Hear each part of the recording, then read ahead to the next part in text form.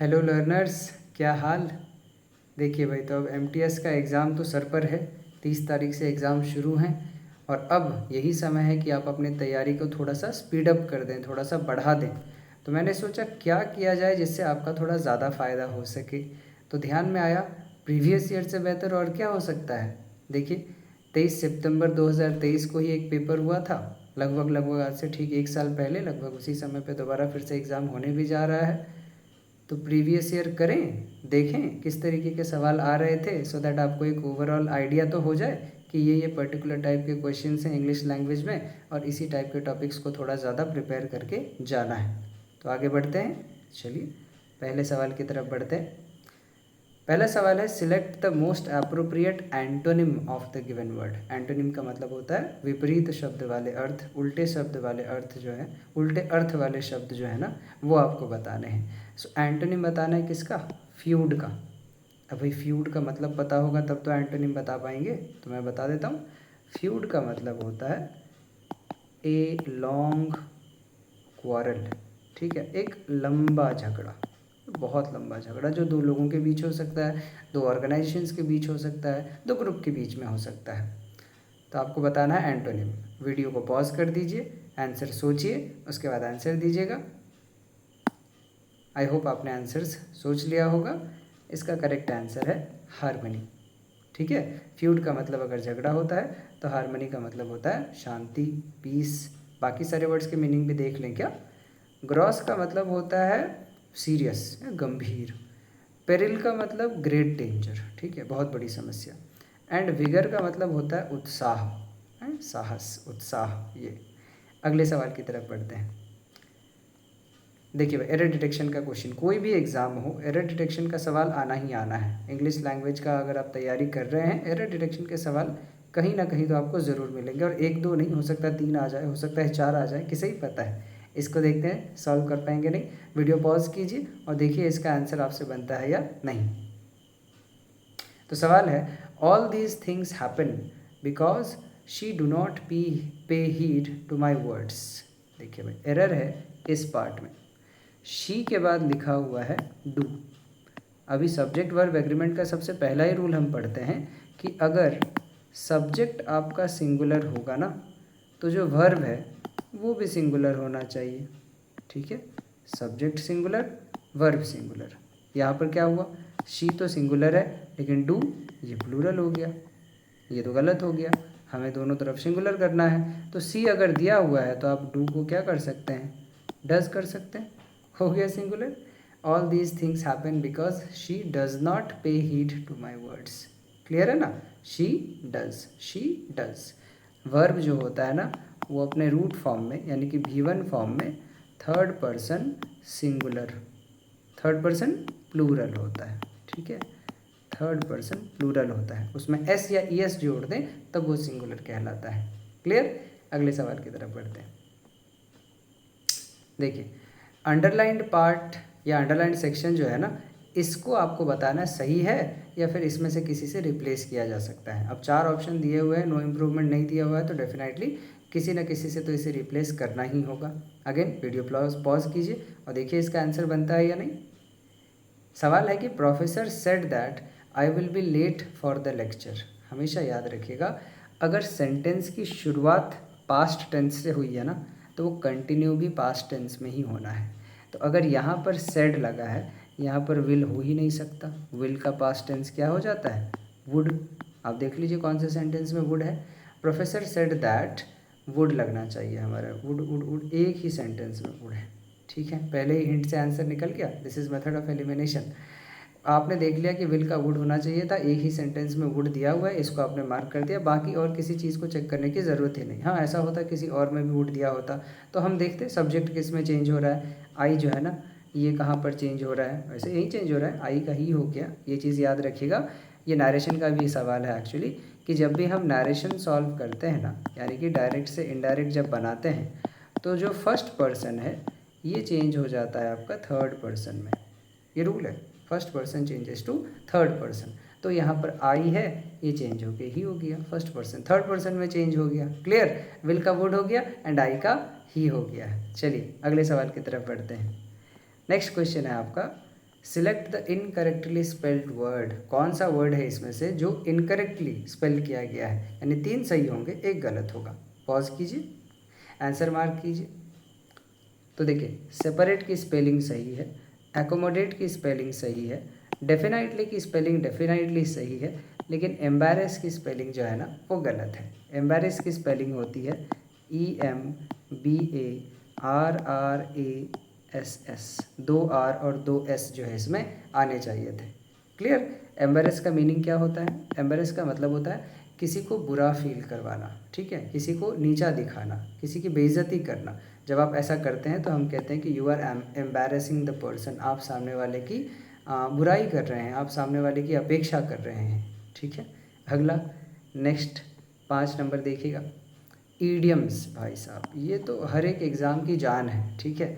फ़ायदा क्या है इसमें? ईडियम्स इजी भी होते हैं, याद भी अच्छे से हो जाते हैं, हल्का फुल्का भी आइडिया अगर आपने लगा दिया है ना तो सही सही मार्क करेंगे, 2 मार्क्स आपको फ्री में मिल जाते हैं। मैं तो फ्री की ही मानता हूँ क्योंकि ईडियम्स आते ईजी हैं एमटीएस में। तो पहला ईडियम आपको जो दिया है, सेल लाइक हॉट केक्स। जो वीडियो पॉज कीजिए, देखिए आंसर बनता है या नहीं। आंसर है इसका quick sell out. Sell like hot cakes. Suppose आपने एक केक की दुकान खोली है और आपके केक बहुत अच्छे हैं, तो जैसे ही आपका अवन से केक निकलेगा तुरंत बिकना शुरू हो जाएगा ना, तो this is sell like hot cakes. कोई भी ऐसी चीज़ जो कि हम तुरंत तुरंत बिकते रहती है ना, उसको हम बोलते हैं it is selling like hot cakes. ये तो भैया गरम गरम केक की तरह बिक रहा है, यानी जल्दी जल्दी ख़त्म हो रहा है, जल्दी जल्दी पार हो जा रहा है। सो सेल लाइक हॉट केक्स का मतलब हो गया क्विक सेल आउट, जल्दी जल्दी ख़त्म हो जाना। नेक्स्ट क्वेश्चन की तरफ आइए।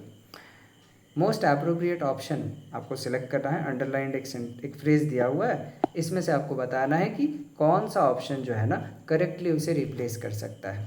आगे वीडियो पॉज कीजिए। क्वेश्चन है, Andrew will playing basketball at college tournament. ये रूल हमेशा याद रखिएगा कि मोडाल वर्ब्स के तुरंत बाद हमेशा हम V1 का इस्तेमाल करते हैं, ये रूल है। मोडाल वर्ब चाहे प्रेजेंट टेंस में लिखा हो, मोडाल वर्ब चाहे पास्ट टेंस में लिखा हो, फ़र्क नहीं पड़ता, इसके साथ आप हमेशा V1 का ही इस्तेमाल करते हैं, यानी वर्ब के पहले फॉर्म का। जैसे डू, जैसे गो, जैसे प्ले, ये सारे वर्ब के पहले फॉर्म्स होते हैं, तो हमेशा मोडाल के साथ V1 का इस्तेमाल होना चाहिए। तो यहाँ विल के साथ प्लेइंग दिया है जो कि V4 है। V4 का मतलब क्या होता है? V1 plus ING। अब ये V4 तो नहीं हो सकता, तो देखें विल तो कहीं और दिया हुआ नहीं है, तो विल को तो हटा ही देते हैं। एंड्रयू, क्या ये सिंगुलर सब्जेक्ट है? ऑब्वियसली सिंगुलर सब्जेक्ट है, तो आर वाले तो दोनों केसेस ऐसे ही कट जाते हैं, बचे दो, या तो इज़ प्लेइंग या तो इज़ प्लेड। अभी देखिए इज़ के साथ प्लेड, प्लेड अगर आप ध्यान दें तो ये V3 है। अब इज़ के साथ V3, ये तो सिर्फ और सिर्फ पैसिव सेंटेंस में पॉसिबल है ना, और पैसिव सेंटेंस में ऑब्जेक्ट पहले होता है, लेकिन ये तो एक्टिव सेंटेंस है, तो एक्टिव सेंटेंस में इज़ प्लेड तो गलत हो जाएगा, तो एक ही ऑप्शन बचा, दैट इज़ इज़ प्लेइंग। अगले पार्ट की तरफ बढ़ते हैं। Hardik Pandya hit 4-4s and scored 72 runs in the match. Video pause कीजिए। इसका आंसर है कॉन्जिक्यूटिव। कॉन्जिक्यूटिव, ठीक है, बार बार एक के बाद एक, उसको हम कॉन्जिक्यूटिव कहते हैं। कॉन्टीन्यूस नहीं होगा, क्योंकि कॉन्टीन्यूस का मतलब होता है लगातार। ऑन गोइंग तो वैसे भी नहीं हो सकता, कॉन्स्टेंट वैसे भी नहीं हो सकता। इजी सवाल था। अगले सवाल की तरफ बढ़ते हैं। इसमें आपको बताना है कि एक सेंटेंस आपको सिलेक्ट करना है जिसमें कोई भी एरर ना हो, ठीक। वीडियो पॉज कीजिए, अपना समय लीजिए, आंसर बनाइए। आई होप आपने आंसर बना लिया होगा। पहले पार्ट में आप देखिए प्रेस्क्राइब्ड की स्पेलिंग गलत है, उसके बाद परसिस्टेंट की स्पेलिंग गलत है, बॉदरिंग की स्पेलिंग गलत है। दूसरे पार्ट में भी प्रेस्क्राइब्ड की स्पेलिंग गलत है, एलिविएट की स्पेलिंग गलत है, और क्या, बाकी सब ठीक है। तीसरे में देखते हैं एलिविएट की स्पेलिंग गलत है। अब एक एरर मिल गया, मतलब एरर तो होगा ही, तो टेक्निकली बच कौन सा गया? ऑप्शन नंबर डी, इसमें कोई एरर नहीं है। अगले सवाल की तरफ बढ़ते हैं। 9 number, select the most appropriate. Again synonym, synonym और एंटोनिम से आप भाग नहीं सकते हैं। सिनोनिम एंटोनिम तो आपको बनाना ही पड़ेगा, पढ़ना ही पड़ेगा। तो सिनोनिम आपको बताना है किसका? ये जो ब्रैकेट में वर्ड है ना, इसका। देखें, द एथलीट्स परसिवियरेंस, परसिवियरेंस अच्छा वर्ड है, and mental toughness facilitate her to overcome adversity and achieve her goals. ठीक है, फैसिलिटेट का सिनोनिम आपको बताना है। वीडियो पॉज कीजिए। इसका आंसर है एनेबल्ड। एनेबल्ड होगा ना, क्योंकि रेस्ट्रिक्टेड तो नेगेटिव मीनिंग देता है, लिमिटेड भी नेगेटिव मीनिंग देता है, हिंडर्ड भी नेगेटिव मीनिंग देता है, और जब फैसिलिटेट एक पॉजिटिव वर्ड है तो इसका सिनोनिम भी एक पॉजिटिव वर्ड होना चाहिए था। फैसिलिटेट मतलब मदद करना, एनेबल्ड का मतलब भी मदद करना, सहयोग करना, सहायता करना, तो इसका आंसर हो गया आपका एनेबल्ड। रेस्ट्रिक्टेड मतलब रोकना, लिमिटेड मतलब भी रोकना, हिंडर्ड मतलब परेशान करना, अटकाना या रोकना होता है, तो नेगेटिव वर्ड्स हैं। Next question number 10। अगेन फिर से आ गया कहाँ, कौन सा, एरर डिटेक्शन वाला सवाल आ गया। Throughout my career as a journalist I covered many important stories and interviewed numerous individuals which allow me to share important information and insights with my readers। Again अभी कुछ देर पहले मैंने आपको बताया था सेंटेंस की शुरुआत अगर पास्ट टेंस से हो तो कंटिन्यू भी पास्ट टेंस में होना चाहिए था।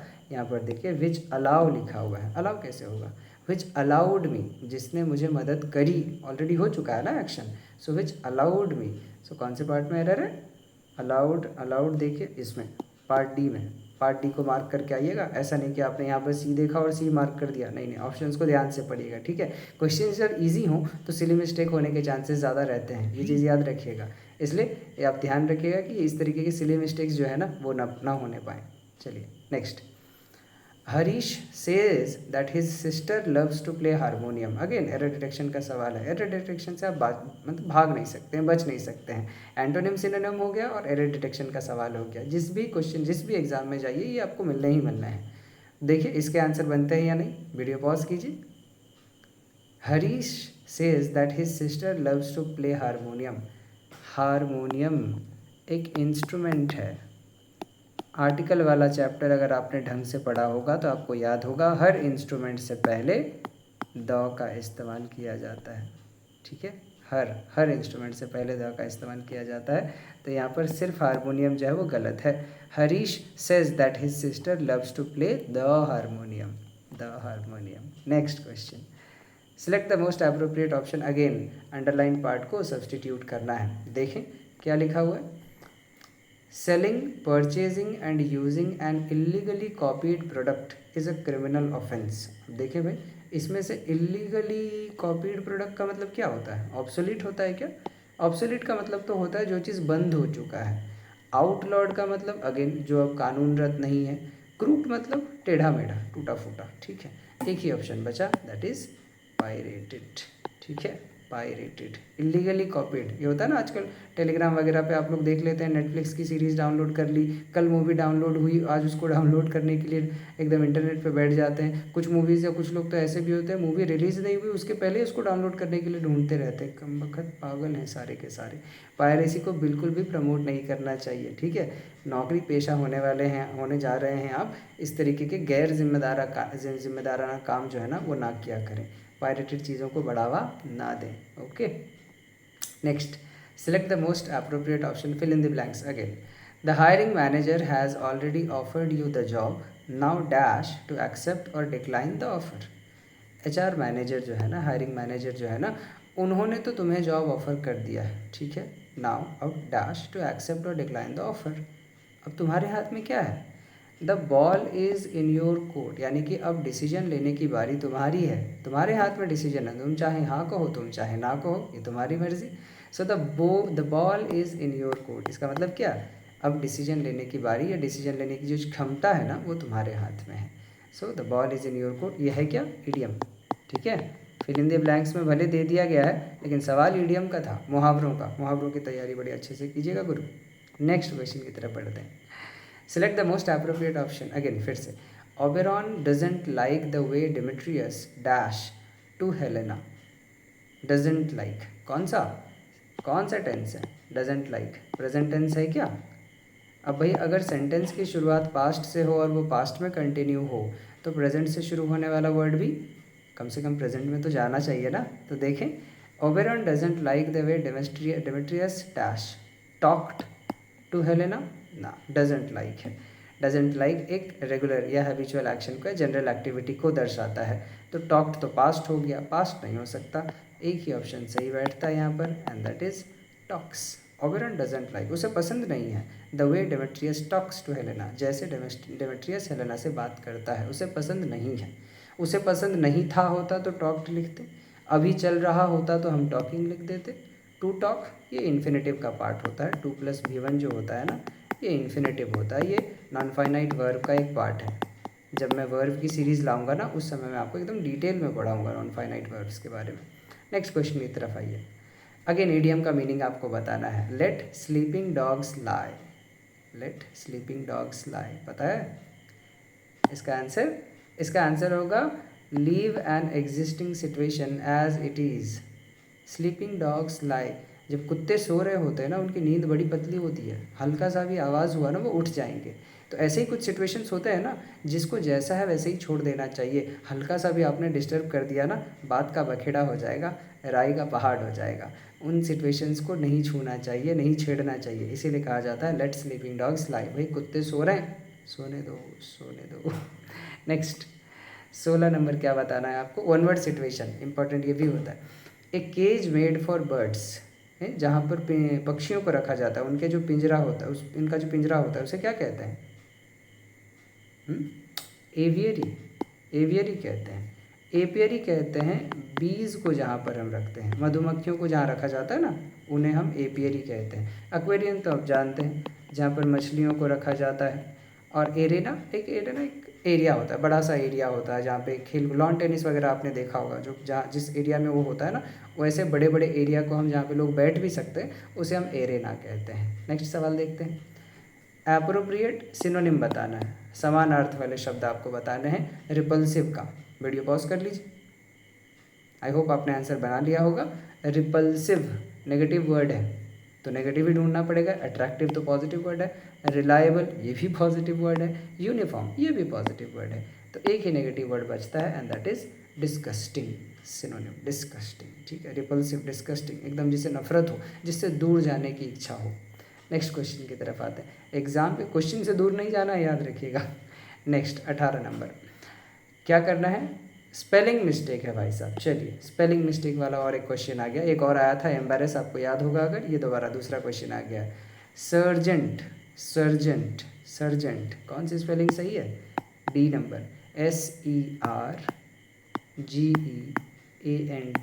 जब भी आपको लंबे लंबे वर्ड्स याद ना हो ना, बड़े बड़े वर्ड्स अगर याद ना हो, वर्ड्स को ब्रेक कर लिया कीजिए।